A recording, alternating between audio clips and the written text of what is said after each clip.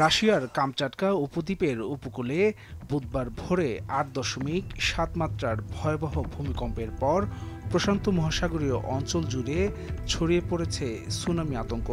যুক্তরাষ্ট্র, জাপান সহ বিভিন্ন দেশের আবহাওয়া সংস্থা ও সুনামি সতর্কতা কেন্দ্রগুলো একযোগে সতর্কতা জারি করে।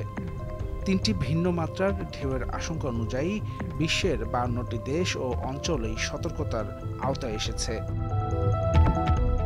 ৩ মিটারের বেশি উচ্চতার সুনামির ঝুঁকিতে রয়েছে ৩টি দেশ ও অঞ্চল। এগুলো হচ্ছে রাশিয়া, ইকুয়েডর ও উত্তর পশ্চিম হাওয়াই দ্বীপপুঞ্জ। এদিকে ১ থেকে ৩ মিটার ঢেউয়ের আশঙ্কা রয়েছে ১৪টি দেশ ও অঞ্চলে, যেখানে রয়েছে Chile, Costa Rica, French Polynesia, Guam, Hawaii, Japan, Jarvis island, Johnston atoll, Kiribati, Midway island, Palmyra island, Peru, Samoa ও সলমন দ্বীপপুঞ্জ। এরই মধ্যে সুনামি আঘাত হেনেছে রাশিয়া ও জাপানে। এদিকে ০.৩ থেকে ১ মিটার উচ্চতার ঢেউয়ের সতর্কতায় রয়েছে ৩৫টি দেশ ও অঞ্চল।